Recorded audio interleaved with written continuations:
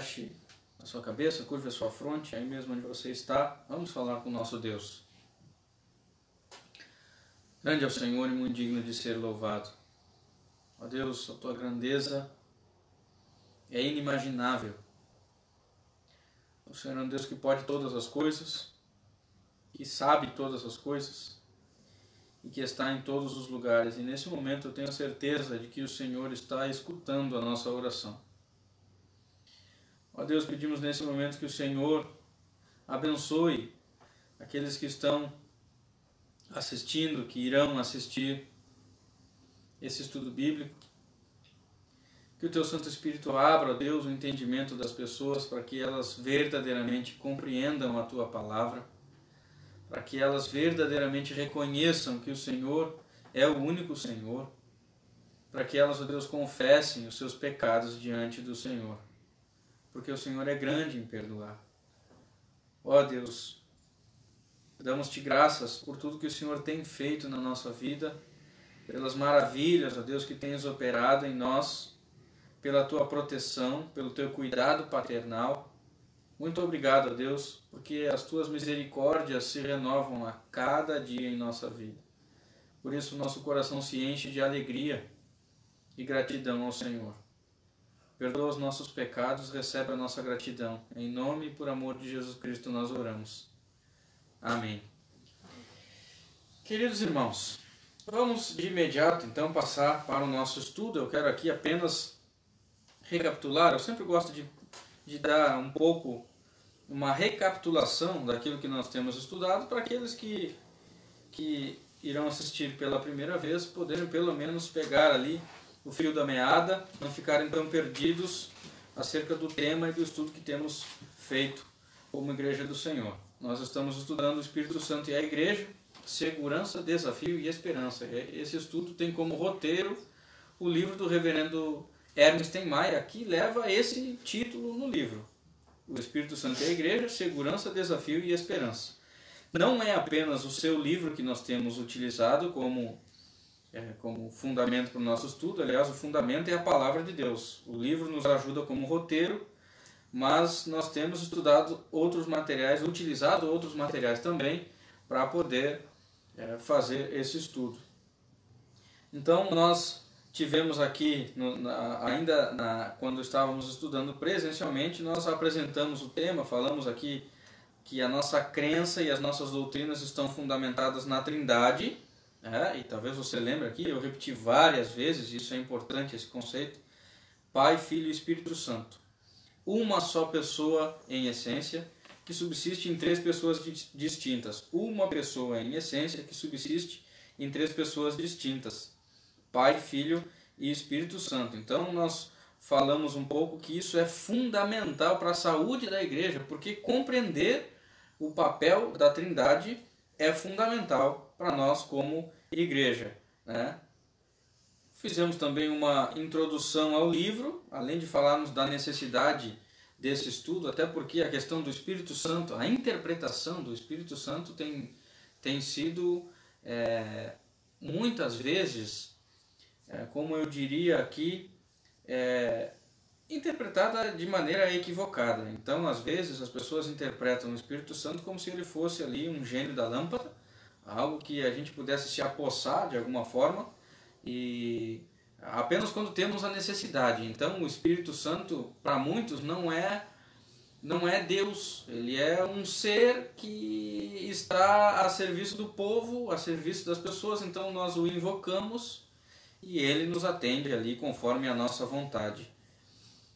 Isso não é uma interpretação saudável, tampouco uma interpretação bíblica, muito pelo contrário.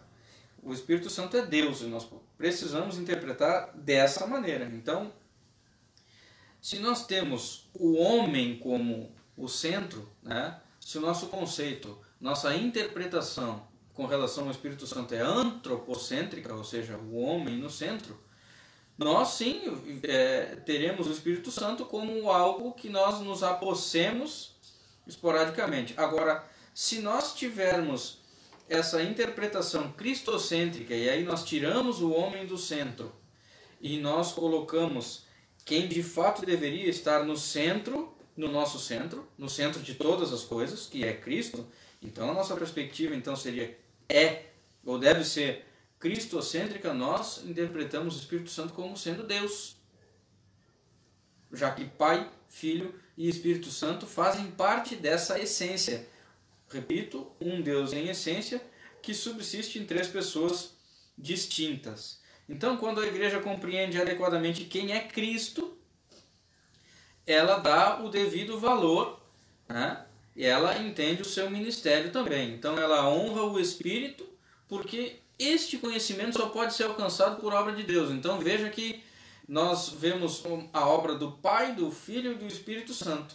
São obras distintas, sim. Até comentamos aqui que o Pai planeja no que se refere à nossa salvação. O Pai planeja, o Filho é o mediador e o Espírito Santo é quem aplica essa obra, a obra salvífica, no coração dos seus eleitos. Falamos também aqui um pouco acerca do Espírito Santo no Antigo Testamento. Talvez você aí vá lembrar da palavra que nós falamos aqui. A palavra que é traduzida por Espírito no Antigo Testamento é Ruá, mas ela não tem apenas essa tradução. Nós podemos traduzi-la por vento, sopro, espírito, hálito e algumas palavras mais. A ideia é de ar em movimento. Então o Espírito não é, nesse sentido, não é corpóreo. Mas o que nos chama mais atenção nessa dinâmica do Espírito não é o movimento em si, mas a energia desse movimento. Então a ênfase do Antigo Testamento não está apenas na imaterialidade ou na sensação, até porque uma das traduções da palavra é Espírito, mas também é sopro, vento. Então não é apenas uma sensação, mas a energia de vida, a força de Deus, né? Como nós vemos lá no livro de Isaías, no capítulo 59. Então, esse substantivo aqui, apenas a título de conhecimento, esse substantivo acontece 389 vezes no Antigo Testamento. 136 vezes elas se referem ao Espírito que é chamado de Espírito de Deus, ou Espírito do Senhor. Então essas designações são nomes que expressam o Deus que executa o seu querer. Então o Antigo Testamento mostra o Espírito Santo onisciente, onipresente e onipotente, e esses são atributos de Deus. Mas o Antigo Testamento atribui também essas características, onisciência, onipresença e onipotência, ao Espírito, uma das provas que o Espírito é Deus. Falamos também do nível físico e intelectual, toda a sabedoria, toda a inteligência, a criatividade, tudo é dado pelo Espírito para todas as pessoas. O nível religioso e moral, que é a questão de que a ideia de que todas as pessoas, na verdade é uma verdade bíblica, que todas as pessoas já nascem com a verdade de Deus gravada no seu coração. Todas as pessoas, por isso, nascem com uma necessidade de adorar. O pecado corrompe isso no coração das pessoas? Sim, e é por isso que muitas vezes nós colocamos outra coisa, outro Deus, outro ser no lugar de Deus e o adoramos.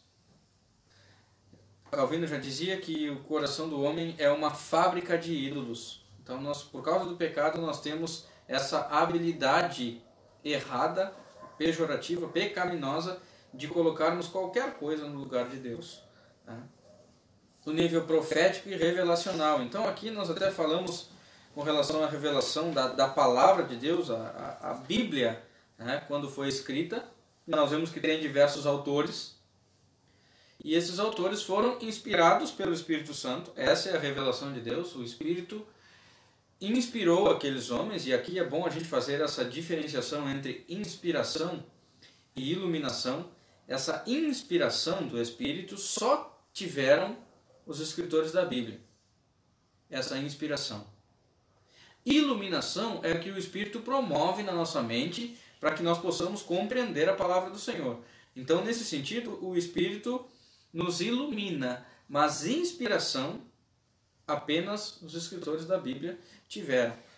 E vale ressaltar que essa escrita não foi, como eu até falei aqui em tom de brincadeira, mas uma verdade, não foi assim, do tipo a pessoa ficava sentada como em transe, colocava ali a mão na cabeça, ou fazia algum sinal, pegava uma pena lá e ficava só ali sem controle do que ela mesma estava fazendo, porque o espírito estava dominando ela. Não, nós vemos que os escritores às vezes escrevem sobre a mesma coisa, o mesmo objeto, digamos assim, mas escrevem de maneiras diferentes. Um bom exemplo disso são os evangelhos, né? Os evangelhos sinóticos, aqueles que têm mais dados praticamente iguais, né? Mateus, Marcos e Lucas. Então nós vemos ali que eles estão escrevendo sobre o ministério de Jesus Cristo.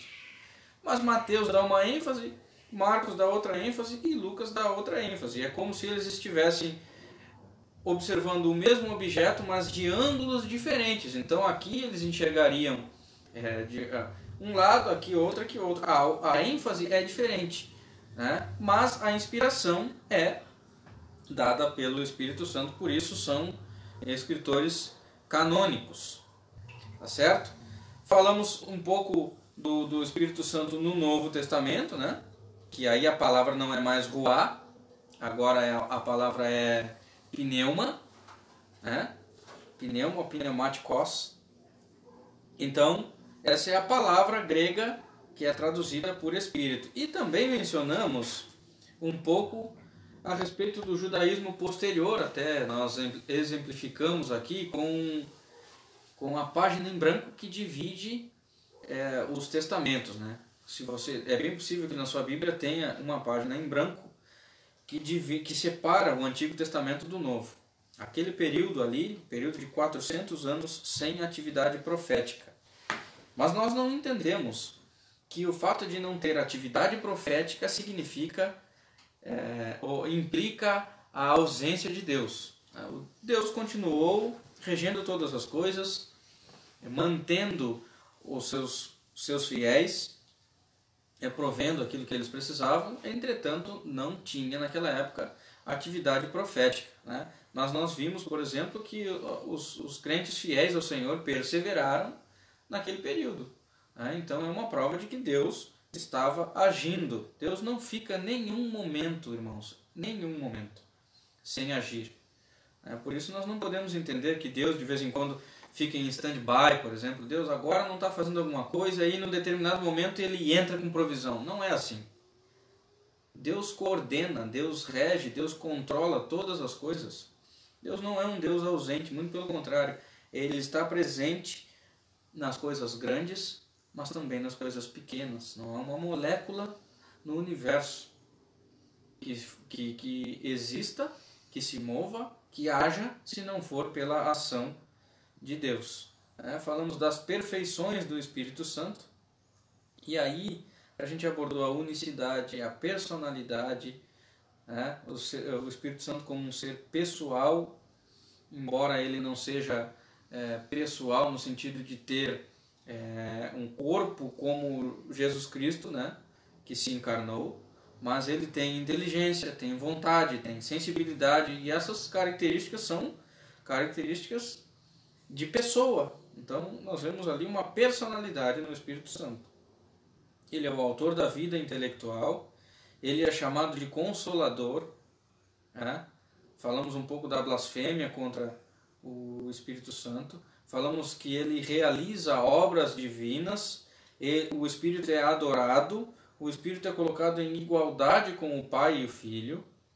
Tudo isso demonstra a divindade do Espírito Santo. E falamos também do Espírito Santo, a nossa salvação e a igreja. O Espírito Santo, aliás, o ministério do Espírito Santo em nossa salvação. Nós falamos aqui que é uma obra distinta da obra do Pai. Mas o fato de ser distinta não significa que ela é uma obra independente. Não é? Então nós cremos que o Pai decretou todas as coisas, ele escolheu as pessoas antes da fundação do mundo, e aquelas pessoas escolhidas por Deus seriam alcançadas e serão alcançadas pelo Espírito Santo. Mas esse decreto não seria possível sem a mediação do Filho e sem a aplicação ou a aplicabilidade dessa obra no coração dos eleitos por meio do Espírito Santo. Então é uma obra, apesar de ser independente, ela não deixa de ser conjunta, né? Aliás, ela não é independente, apesar de ser distinta, ela não deixa de ser dependente e conjunta. E o propósito da obra do Espírito não é necessariamente, e aqui é importante nós considerarmos isso, porque o propósito da obra do Espírito não é apenas, como eu diria, salvar as pessoas. Nossa, como o Espírito se importa comigo. Isso é verdade. O Espírito Santo se importa com seus eleitos. Deus se importa com seus eleitos. Ele ama os seus filhos. Isso é bem verdade. Mas o fim principal e primeiro é a glória de Deus. O próprio Jesus Cristo se entregando na cruz. Nós lembramos agora da Páscoa. Nessa semana nós celebraremos a Páscoa. O sacrifício de Jesus Cristo na cruz do Calvário foi por nós? Foi. Mas em primeiro lugar foi porque ele precisava fazer a vontade do Pai. E dentro da vontade do Pai também estava salvar pecadores e resgatá-los. Então, em primeiro lugar, isso é importante sempre nós termos em mente, é a glória de Deus. E graças a Deus, porque dentro da sua vontade ele contemplou salvar as pessoas, libertá-las do pecado. Então nós falamos também da ação do Espírito em nossa salvação. Falamos que a presença do Espírito em nós é real. A Bíblia fala que nós somos templo do Espírito Santo, habitação do Espírito Santo, e ele nos convence do pecado, da justiça e do juízo. Certo? Falamos aqui que o Espírito nos justifica, o Espírito nos faz reconhecer e confessar o senhorio de Cristo. O Espírito nos ilumina, já falei aqui hoje mesmo. O Espírito nos santifica e nos dá a vida eterna. E agora o Espírito Santo também, nós falamos do Espírito Santo na igreja. Essa identificação ou a ligação de Jesus Cristo com a sua igreja é um fato. Nós somos um com Cristo. É o próprio Espírito que estabelece a igreja. Ele unifica a igreja. E falamos um pouco sobre sobre a natureza desta unidade e o que essa unidade não é. O que essa unidade não é? Ela não é um simples companheirismo social. Então a igreja não é um mero clube onde nós vamos lá e passamos um tempo e nos divertimos e tal. Essa unidade não é uma uniformidade de organização. Então falamos aqui que a igreja no Oriente não é a mesma que no Ocidente. Nós temos práticas diferentes e essa unidade não implica ser a mesma coisa em todos os lugares, não é uma uniformidade de vida. Essa unidade não existe em detrimento da verdade. E aqui nós comentamos, por exemplo, que Jesus Cristo ele ama a sua igreja e ele nos ensina a amar o próximo como a nós mesmos. Isso não significa que nós precisamos ou que nós devemos tolerar todas as práticas, todas as coisas que o nosso próximo faz por amor. Não é assim. Até comentei aqui, por exemplo, que quando uma pessoa quer ser membro da igreja presbiteriana, por exemplo, mas ela ainda acredita que os sacrifícios do Antigo Testamento ainda vigoram, então, ou que visões acontecem da mesma forma que aconteciam no Antigo Testamento, sonhos e esse tipo de coisa. A Bíblia não nos dá base para entender assim. O padrão mudou. A forma de Deus falar com as pessoas agora é a Sagrada Escritura. Então nós não podemos simplesmente acreditar que as coisas acontecem hoje da mesma forma que aconteciam no passado. Não é assim. A Bíblia não nos dá base para entender isso. Então, digamos que uma pessoa diz assim, olha, eu quero ser membro da igreja presbiteriana, mas eu acredito que Deus age da mesma forma que agia no Antigo Testamento, então eu acredito em sacrifícios, eu faço holocaustos, e se a igreja me aceitar assim, aí eu venho.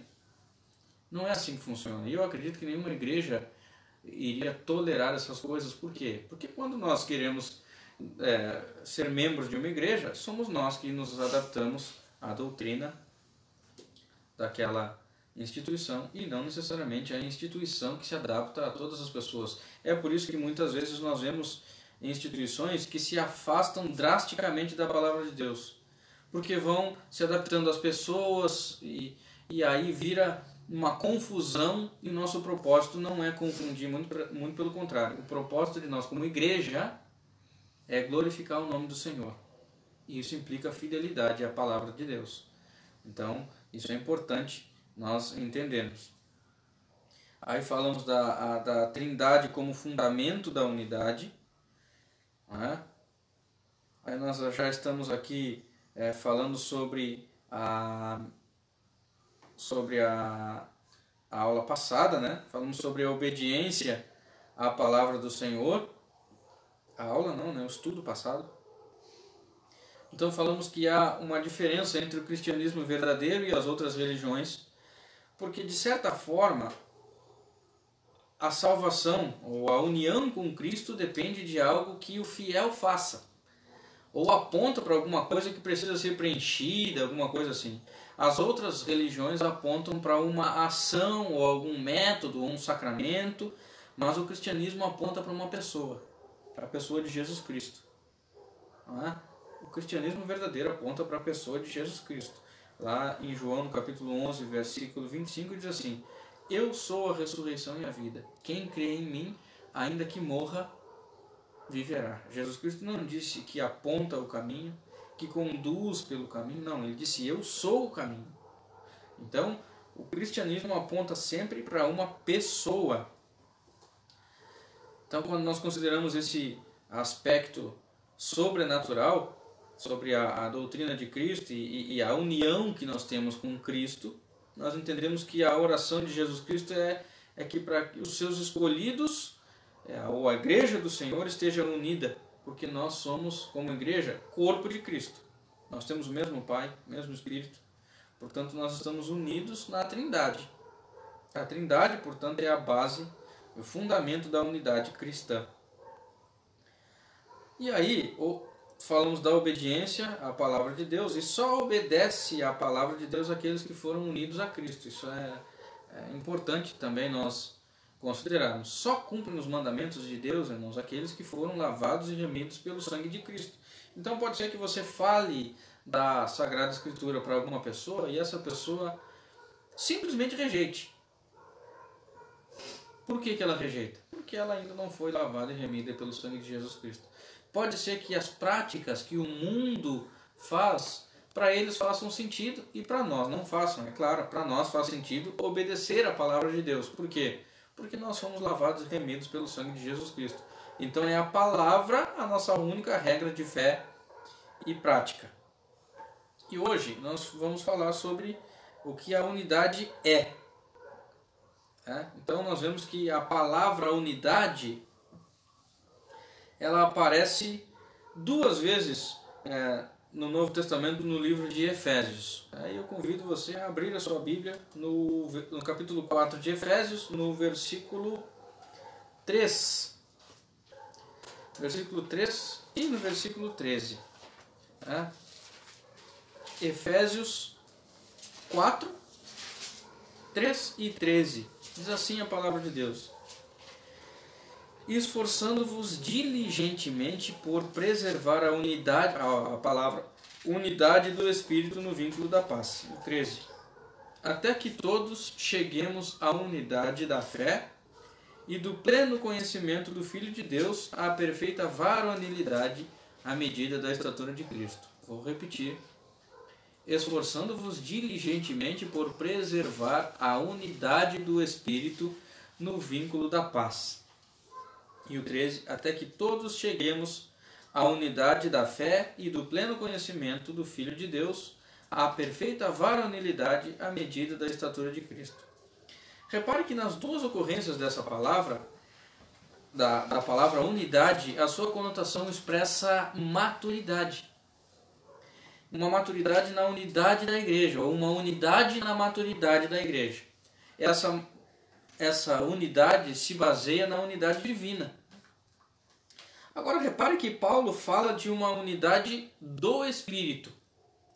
uma unidade do Espírito. Ele está dizendo aqui que essa unidade procede da obra do Espírito.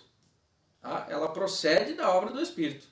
Mas, mesmo que essa unidade proceda da obra do Espírito, nós não podemos entender que essa unidade é algo artificial. Nós não somos unidos apenas por estar unidos. Não, essa unidade tem um propósito. Existe um propósito para o Espírito promover essa unidade. Então essa unidade está longe de ser artificial, ao contrário, é uma unidade sublime. Porque se não fosse o Espírito de Deus, o Espírito Santo, essa unidade não seria possível. Essa unidade inclui a variedade do corpo. Nós somos reconciliados com Deus e assim também fomos reconciliados com o nosso próximo, de tal forma que as barreiras geográficas não são mais impedimentos para que essa unidade ocorra. Então a palavra de Deus diz que tanto judeus como gentios podem ser unidos, né? E são unidos no Espírito. Tanto orientais como ocidentais são unidos no Espírito. Todas as classes sociais estão unidas a Cristo nesse sentido. Então essa é a glória da igreja. Algo que antes seria inimaginável. Um judeu jamais se uniria a um gentio. É o Espírito que faz isso. É o Espírito que faz isso. Você pode ver que na igreja há diferentes classes sociais, há diferentes tipos de pessoas. Mas existe uma unidade. Essa unidade é uma unidade do Espírito. Então algo que antes seria inimaginável, agora pode. Agora é possível por causa do sacrifício de Cristo e da operação do Espírito Santo. É que isso é possível. Então essa unidade é em Cristo. A unidade é em Cristo. No Evangelho segundo escreveu João,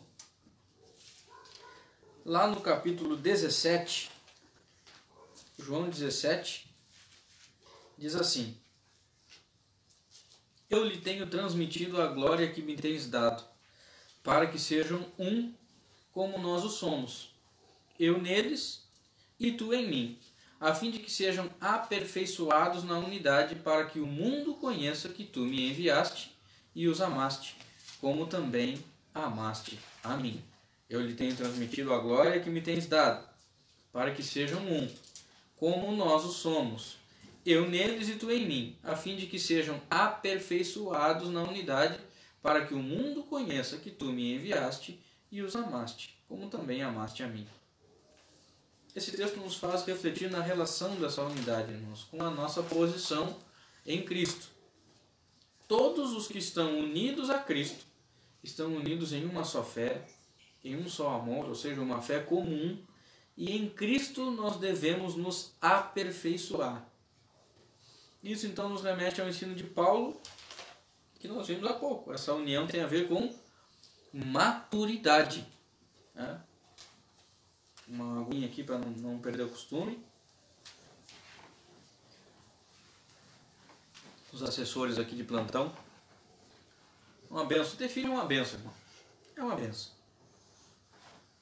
Então, essa unidade na fé nos remete ao ensino de Paulo, que tem a ver com maturidade. Essa união tem a ver com maturidade. Nós devemos nos aperfeiçoar nessa unidade. E esse aperfeiçoamento, essa unidade, vai além das barreiras étnicas ou barreiras sociais, vai além também das variedades denominacionais, porque nós estamos falando do Espírito de Deus. Entretanto, essa unidade não é só no Espírito ou só em Cristo. Nós devemos considerar também que essa unidade deve ser efetiva na palavra de Deus. E aqui eu quero abrir um parêntese. Repare no que Paulo escreveu à igreja de Filipos. Filipenses capítulo 1, versículo 27. Diz assim: Vivei acima de tudo por modo digno do Evangelho de Cristo, para que eu, ou indo ver-vos, ou estando ausente, ouça no tocante a vós outros, que estáis firmes em um só Espírito, como uma só alma, lutando juntos pela fé evangélica. vivei acima de tudo por modo digno do Evangelho de Cristo. Aqui é bom ressaltar, irmãos, que as palavras espírito e alma utilizadas por Paulo aqui não são partes distintas da pessoa, como se alma fosse uma coisa e espírito fosse outra coisa totalmente diferente e separadas na pessoa. Não é essa a ênfase de Paulo. O que Paulo está fazendo aqui é orientando os crentes a serem um, vivendo de modo digno do Evangelho, ou seja, norteados pela palavra de Deus. Porque esse é o objetivo da fé salvífica, ou da fé salvadora, transformar as pessoas por meio do Espírito Santo. E essa transformação é uma das evidências de que a pessoa é verdadeiramente transformada e ela obedece à palavra de Deus. Então, a obediência é uma evidência dessa transformação. Nós não estamos dizendo aqui que as coisas acontecem pela obediência à palavra tão somente, porque isso seria legalismo. Se nós entendêssemos que obedecendo a palavra nós seríamos unidos a Cristo, que obedecendo a palavra nós seríamos regenerados, que obedecendo a palavra nós seríamos salvos, nós estaríamos atribuindo à palavra de Deus algo que é Cristo que faz. Então, essa unidade, essa regeneração é operada pelo Espírito Santo. Cristo se sacrifica na cruz, o Espírito Santo aplica essa regeneração, essa salvação no coração do eleito, e uma evidência de que esse eleito é unido a Cristo e regenerado é a obediência à palavra de Deus. Então, é nesse sentido, o viver de modo digno do Evangelho. Portanto, todos nós, independente da denominação, somos um em Cristo. Será que isso é verdade? Que nós, independente da denominação, somos um em Cristo? Se eu tivesse que responder essa pergunta, eu diria sim e não. Sim e não. Por quê? Porque depende da compreensão que as denominações têm acerca da Trindade, acerca de Cristo, acerca da obediência à palavra de Deus, à Sagrada Escritura. Então, talvez nós falemos um pouco mais sobre isso daqui a pouco, mas há denominações que nós somos irmãos? Sim, mas também há denominações que nós não podemos dizer que somos irmãos por causa da compreensão que muitas denominações têm acerca da obra de Cristo, acerca da Trindade, acerca da obediência à palavra de Deus. Então, nós temos que considerar também que essa unidade é em Cristo, é operada pelo Espírito, mas também exige de nós responsabilidade e esforço. Abra sua Bíblia lá em Efésios, no capítulo 4. Efésios capítulo 4, no versículo 3. Efésios capítulo 4, versículo 3 diz assim: esforçando-vos diligentemente por preservar a unidade do Espírito no vínculo da paz. Esforçando-vos diligentemente por preservar a unidade do Espírito no vínculo da paz.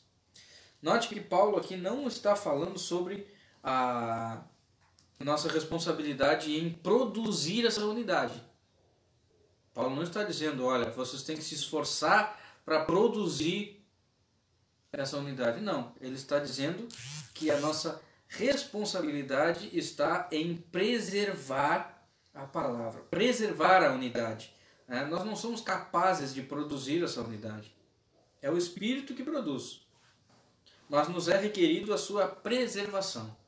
Então a nossa união com Cristo, a nossa união em Cristo, expressa pela igreja, não é por conveniência social, ou apenas por parentesco, ou por amizade, ou por preferência. Não. Ela é uma evidência do chamado divino que nós recebemos. Essa união. Então a base dessa união é o nosso Senhor. Nesse sentido, irmãos, qualquer união feita em detrimento da pessoa de Cristo, ou dos princípios de Jesus Cristo, não é legítima união com Cristo.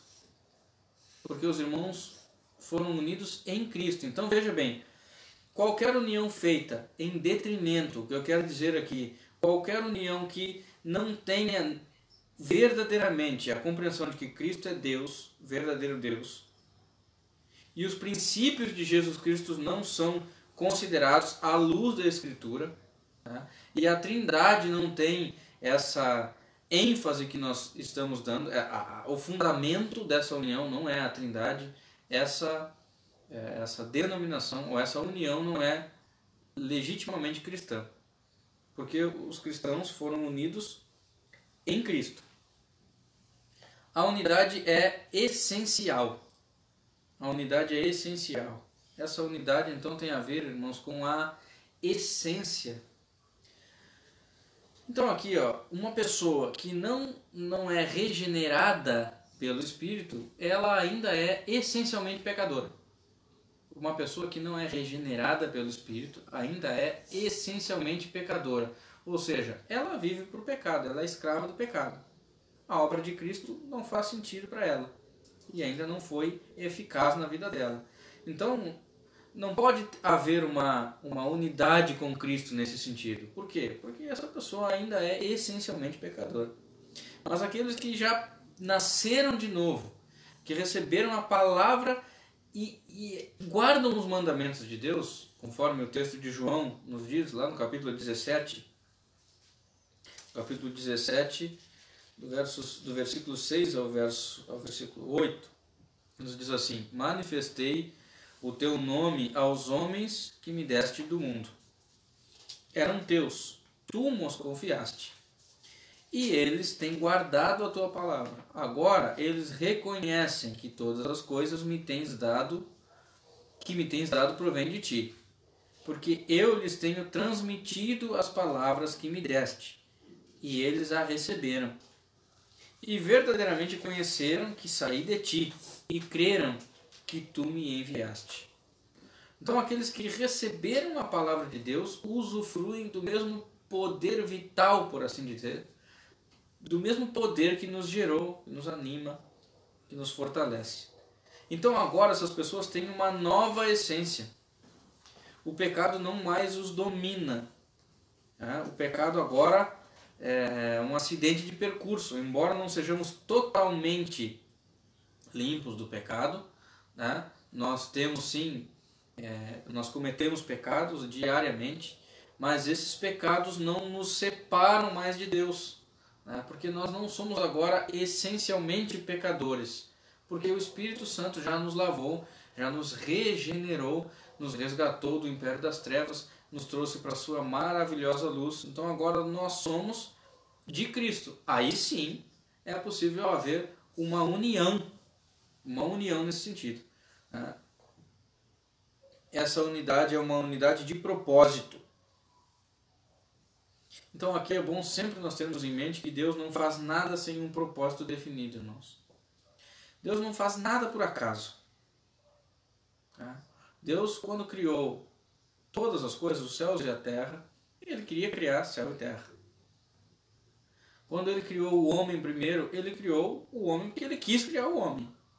Ele não pegou ali o barro e disse: eu vou modelar aqui, vou ver o que sai. Aí ele começou ali modelando e tal, daqui a pouco, como diria um bom gaúcho, saiu um homem. Não.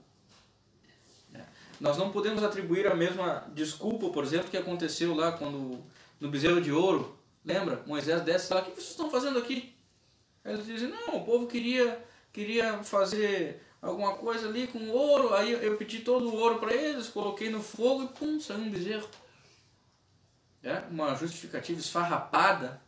Não, Deus cria as coisas porque Ele quer criar. Ele faz tudo com um propósito extremamente definido. Todas as coisas estão debaixo do decreto de Deus. Então o Espírito constituiu a igreja com um propósito definido. E esse propósito foi a glória de Deus. O propósito da igreja, então, é glorificar a Deus, proclamar os seus feitos, as suas maravilhas, os seus atos salvadores. Esse é o propósito da igreja. O apóstolo Pedro, lá na sua primeira carta, primeira carta de Pedro, no capítulo 2, versículos 9 e 10, diz assim: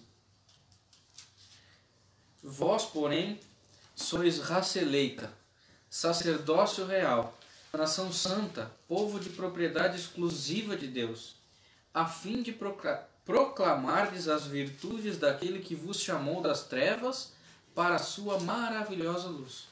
Vós sim, que antes não erais povo, mas agora sois povo de Deus, que não tinhas alcançado misericórdia, mas agora alcançastes misericórdia. Então a igreja glorifica a Deus proclamando as suas verdades, amando-o e sendo-lhe obediente. Lá no Evangelho segundo escreveu João, no capítulo 14, diz assim, no versículo 21, aquele que tem os mandamentos, os meus mandamentos e os guarda, esse é o que me ama. E aquele que me ama será amado por meu Pai, e eu também o amarei e me manifestarei a ele. Portanto, irmãos, mesmo que não seja possível uma unidade organizacional, porque cada lugar tem seus costumes, tem seus estilos, tem seus métodos, há um propósito. E esse propósito deve ser unânime. Todas as pessoas que confessam a Jesus Cristo, confessam que Jesus Cristo é o único Senhor, elas devem estar comprometidas com a glória de Deus. O nosso propósito como igreja unida em Cristo é a glória de Deus. É isso que o apóstolo Paulo diz lá em 1 Coríntios 10, 31. Você deve saber de cor. Portanto, quer comais, quer bebais, ou façais outra coisa qualquer, fazei tudo para a glória de Deus. Então é uma bênção, irmão, saber que nós fomos unidos com Cristo, que isso, quem promoveu essa união foi o Espírito Santo, que nós temos que por responsabilidade, nós falaremos mais sobre isso, a unidade e a nossa responsabilidade no nosso próximo estudo, na próxima quarta-feira, que nós temos a responsabilidade de preservar essa unidade. Então não é algo que vem por osmose, não é algo que nós somos tão somente passivos, não. Essa unidade da igreja, ela abarca diversas pessoas diferentes, de classes sociais diferentes, etnias diferentes, costumes diferentes. Ela é operada pelo mesmo Espírito, o Espírito Santo de Deus. E essas pessoas têm então a responsabilidade de preservar essa unidade. Uma das evidências de que de fato as pessoas são unidas a Cristo é a obediência à palavra do Senhor, né? Então, se nós tivéssemos aqui um critério, já que falamos de uma unidade em termos gerais e interdenominacionais, nós teríamos que dizer assim, qual seria um critério, um bom critério para definir se uma igreja de fato é nossa irmã, por exemplo.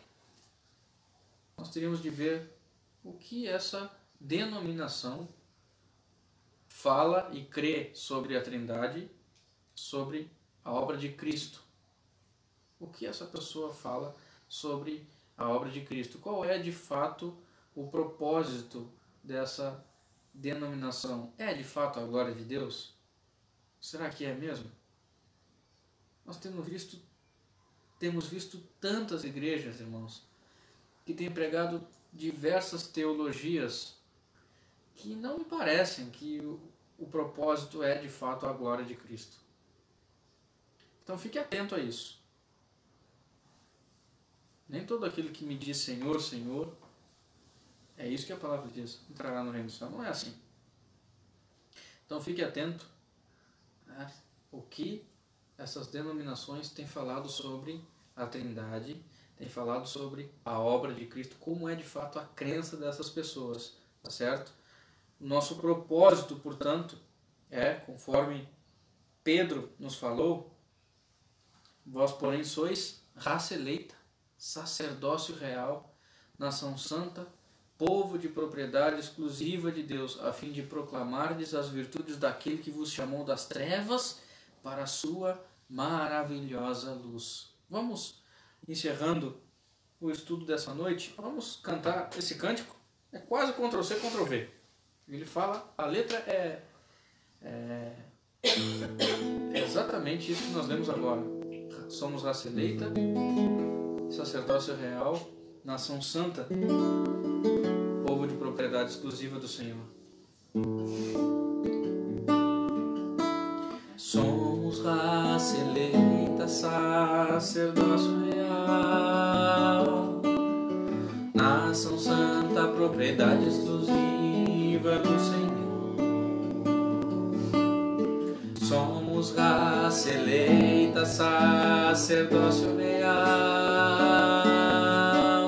nação santa, propriedade exclusiva do Senhor. Proclamarmos as virtudes daquele que nos chamou das trevas para a sua maravilhosa luz, maravilhosa luz. Somos gratos a ti, Jesus, tremenda misericórdia, exaltaremos teu nome sobre todas as nações. Somos gratos a ti, Jesus, tremenda misericórdia, exaltaremos teu nome sobre todas as nações, sobre